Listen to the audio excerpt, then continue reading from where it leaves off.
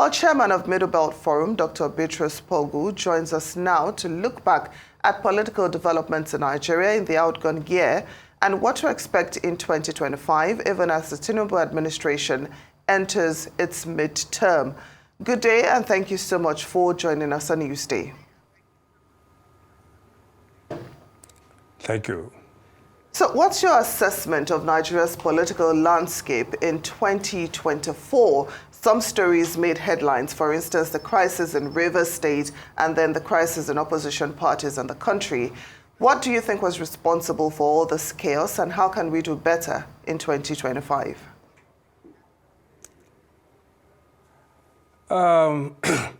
It's natural for political parties to outwit opponents.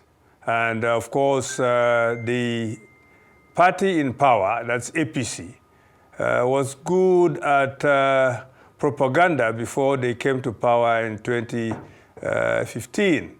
And then, now that President Tinubu has taken over from former President Buhari, of course, the struggle continues to remain and sustain power. And in doing so, certainly all effort would be given to destabilization of opponents, that is the other political parties. And one would want to believe that the party in power, that is the APC, cannot come out clean and say they don't have a role or have not played a role in the crisis in PDP, in Labour and other political parties. But it is a political game anyway. It is for these parties to also up their own game, constitute a very good and formidable opposition, and come together to not allow themselves to be destabilized the way they have remained destabilized, and things have not worked well for them. That is in terms of the opposition that has not given the true opposition they're supposed to give. You know, as individuals, yes, Obi has been talking as a loner, not as a representative of the Labour Party. Yes, he has been giving challenges to the government on issues of policy, etc., but he's talking as Mr. Peter Obi, a former presidential candidate, rather than a representative of the Labour Party. So that kind of character doesn't exist in the PDP.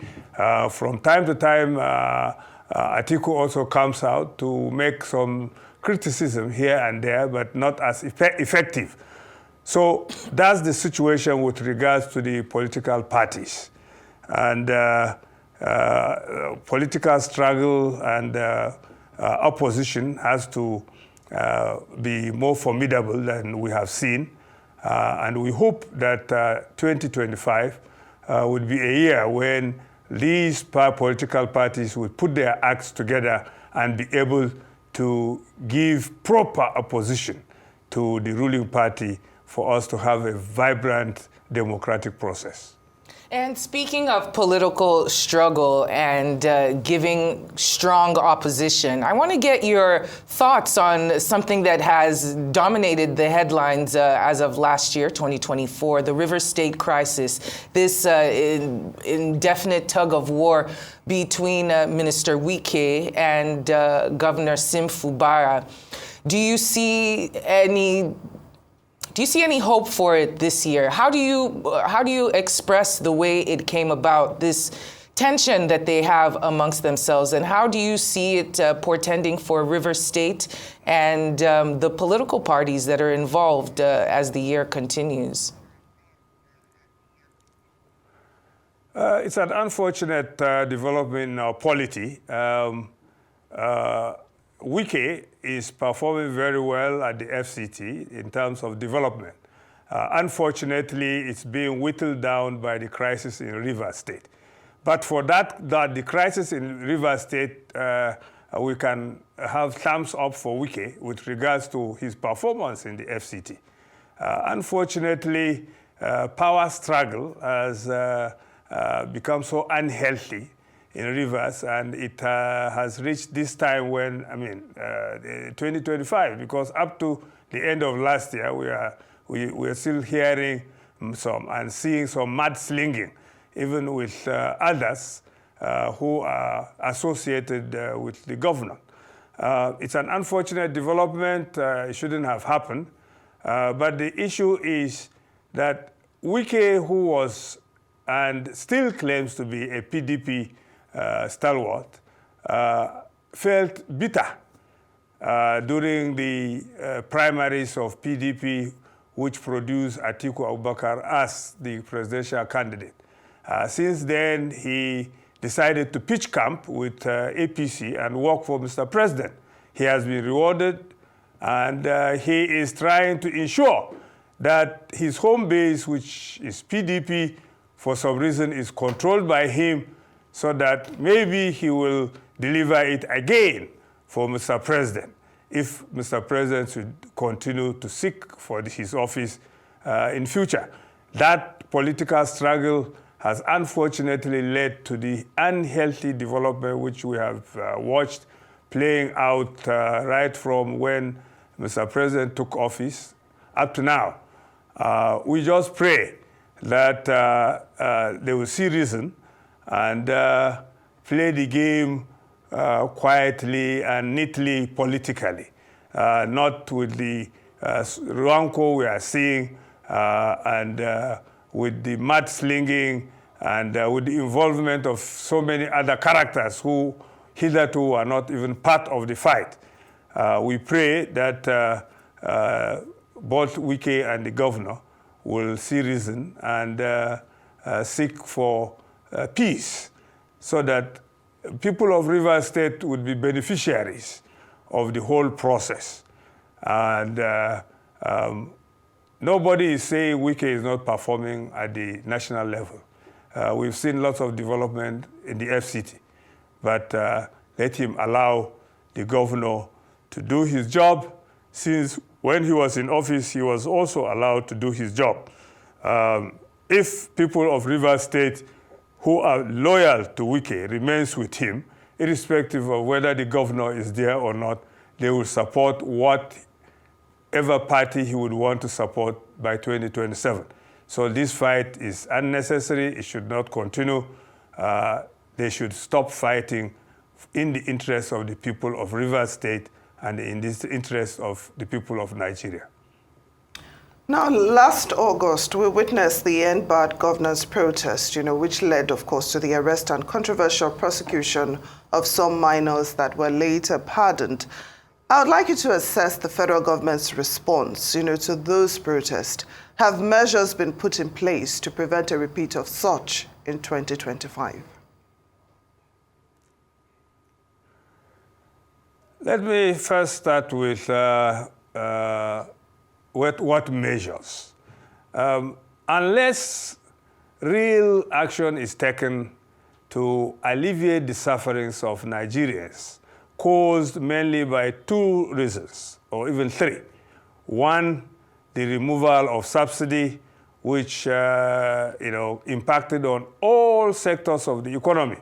The cost of food, cost of living, cost of transportation, everything skyrocketed, and it became unbearable for Nigerians, to the extent that towards the end of the year, so a few days ago, let's say a few weeks ago, people were dying in a stampede trying to get some palliatives. It's an unfortunate situation, and that kind of hardship led to the protest, bad governance protest. And the three things were, one, the removal of subsidy, devaluation of the naira, and the insecurity in the land. Those three were factors that affected people so drastically, leading to the protests. And given that Mr. President has made some promises, we hope he will hasten to ensure that, one, not only providing CNG across the nation, but also reducing the cost of conversion of transport vehicles and cars, such that the ordinary person can convert to CNG, reducing the cost of energy and therefore reducing the cost of products and goods that are transported to markets. Number two, yes, there is improvement in the security situation. For example, nearly all Decembers or the Yuletide season in the past have been characterized by banditry, kidnappings, and all sorts of things. It has reduced drastically. We would want to congratulate Mr. President for giving the service chiefs the political will and support to be able to do their job. And we believe if that is hastened and kept, we will soon have farmers going to the farms, harvesting their produce, and even farming in the dry season to produce more food and therefore alleviate the sufferings of Nigerians. Mr. President has to also quickly work on the value of the naira. When he came in, it was about 740 or thereabout to $1. Today is, even with the efforts being put in, it's still around 1,600 and something, which is more than 100% devaluation. That is not acceptable. It puts so much pressure on Nigerians because even with the increment of salaries, it's still nothing to write home about. And something drastic has to be done by his economic team to ensure the naira is strengthened to such a level and value that it would have real purchase value or purchase power.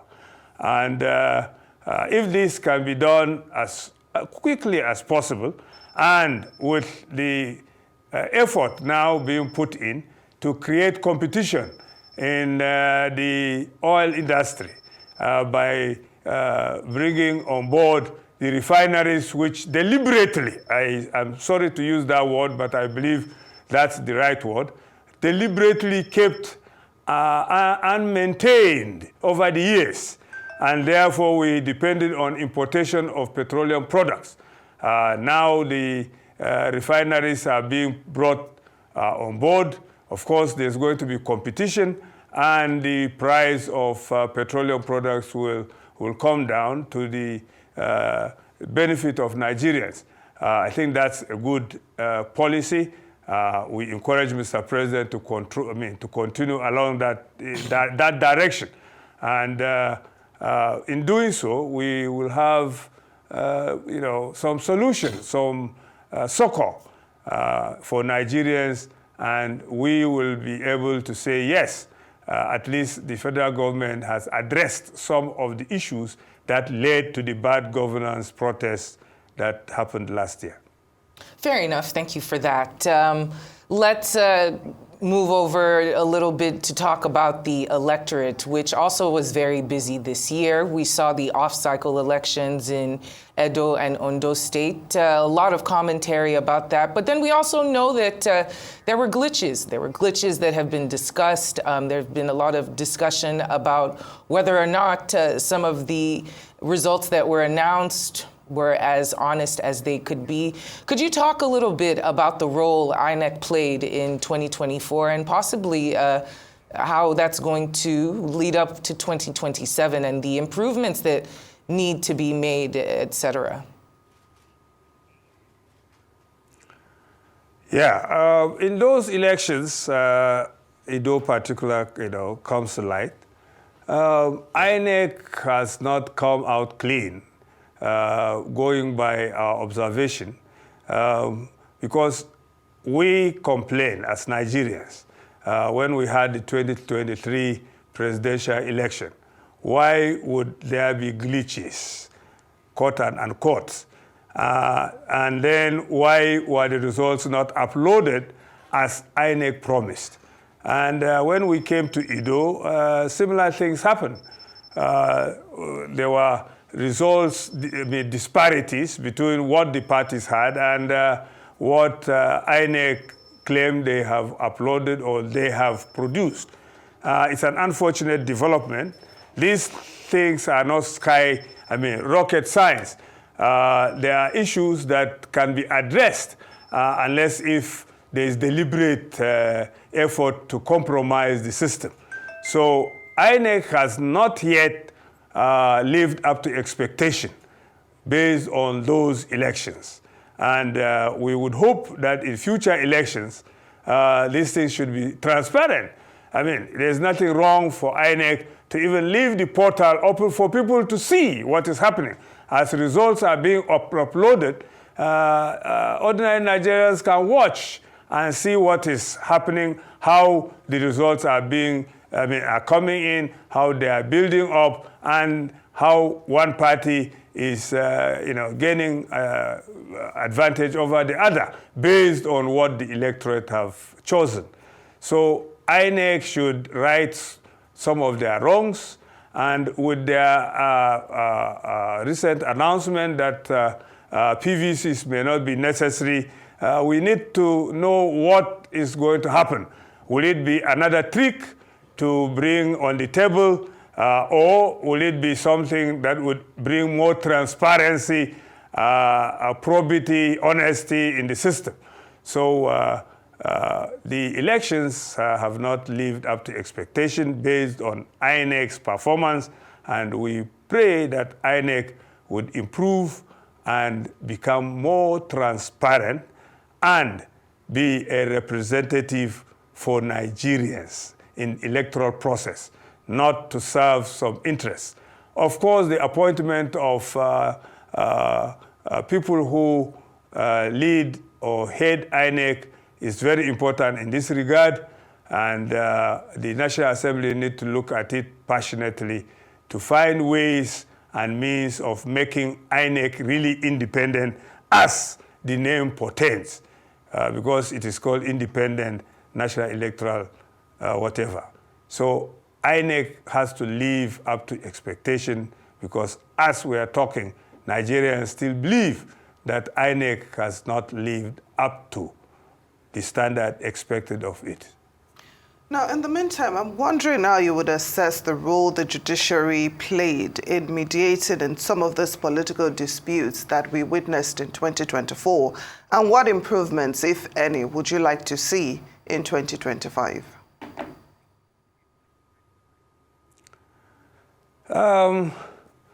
The ordinary man out there has, resigned to a level that, leaves the judiciary with its own conscience as a team to do its own thing.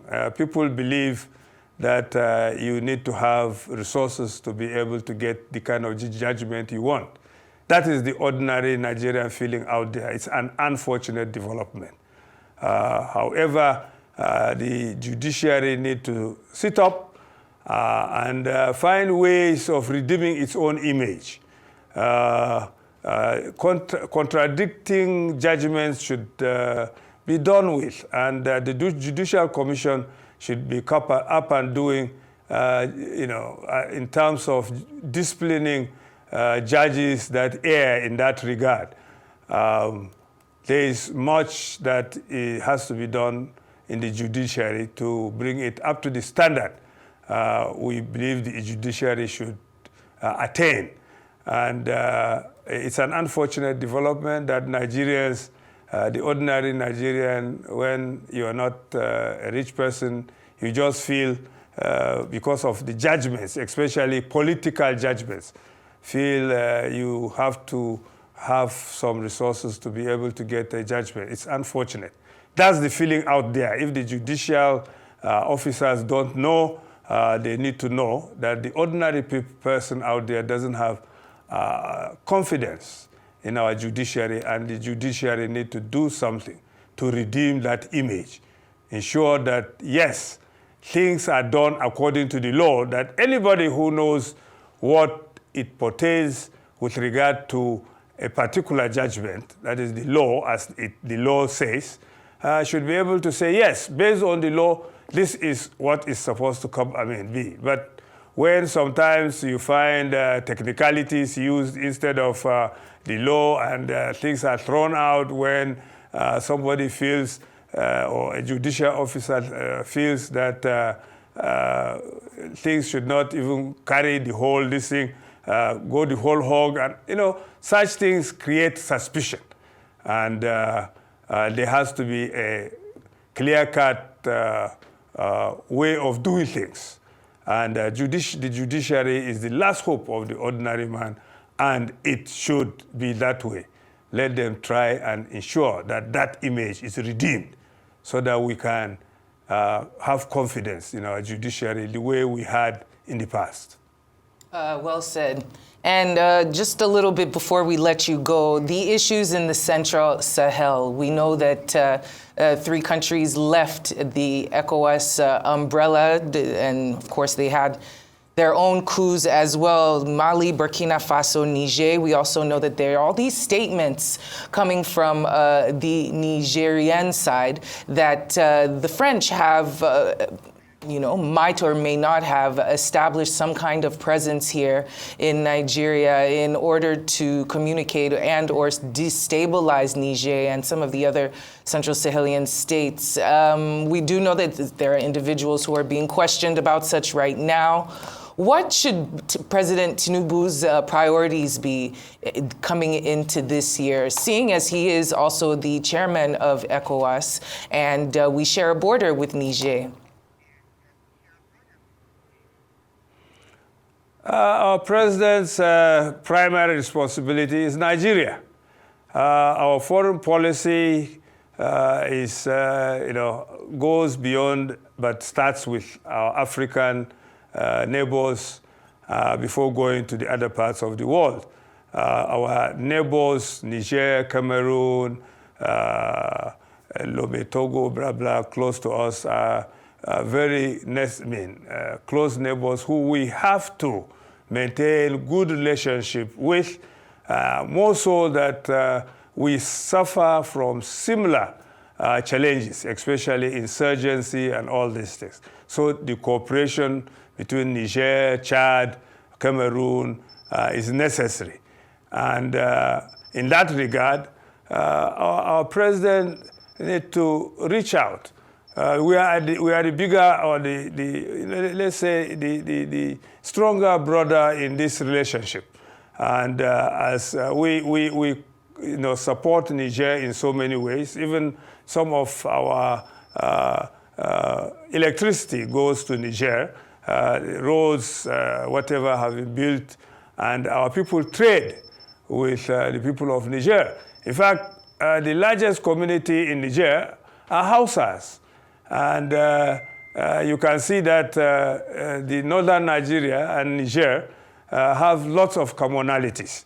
So there is a need to play the brotherly role rather than, yes, they have veered off, yes, they have left ECOWAS because of some consideration that they felt alienated, but they should still be welcomed as people so that we as a family can continue to be together and work together as partners. All those accusations which the president of Niger leveled against our president, which of course have been denied and disproved in different quarters, both from our military and people who know the areas bordering Niger, are things that, yes, for survival, maybe the president of Niger made those allegations, but all the same, people err. We as elder brothers, let's look passionately at our role. And Mr. President has to, as not only the president of Nigeria, but the leader in ECOWAS, do all he can to ensure that there is cordial relationship with Niger and the other countries, that very soon they will find reason to come back to the Union for the benefit of all of us within ECOWAS. It's a thing that the president has to do. No, very well said. As we wrap up, I'd like you to very quickly analyze the president's New Year message, where he said the sacrifices of Nigerians will be rewarded, and of course he promised to bring down inflation amongst the other issues. But the PDP believes the president is disconnected from reality and he needs to be more specific on his plans. Peter Obi also says the president needs to visit all 36 states of the Federation to discover the current realities and go beyond mere rhetoric. I'd just like you to react, to the president's message and the responses that followed very quickly. Yeah, the president tried to be optimistic with regards to what he said in the speech. Remember, we closed the year and we are still on facing the tax bill or tax reform, whatever, which has impacted and created divisions with people from the north, majority, saying that it doesn't favor them and they are opposed to it. People mainly from the south staying mute and saying, yes, it's okay. Those of us in the middle belt saying, yes, it is okay, but there are problems that have to be addressed so that we can carry each other along. All these are issues that would be looked at. But since Mr. President made his speech, and it is only natural for leaders of the political parties to critique whatever he has said. But that said and done, we as people and the president himself need to be more proactive because yes, what both PDP and Labour, that is represented by their leaders, have said are true, that Mr. President needs to concentrate on knowing the issues in the states. Visitation is all political gimmick. He can get reports on every state and what is happening in the states without going there. But he needs to show some concern, and the visits would alleviate at least the suspicion and other issues that are being raised by the electorate. Going forward, the president needs to fast-track what he wants to do, because unless the economy improves, yes, we have more foreign reserve. It has not impacted positively on the foreign exchange, neither has it impacted on domestic spending, because what is in your pocket just disappears as you get to the market. Yes, insecurity has reduced. We are more secure now, at least, than before, but there are still bandits, terrorists out there who are terrorizing Nigerians. They have to be mopped up. Yes, he said, yes, the removal of subsidy remains, but he has to expedite action in terms of providing alternative sources of energy. The CNG thing, it is not rocket science. It can be provided in a short while to every part of this country. Let the presidency come out clear to roll out something that would allow for having CNG stations in nearly every local government.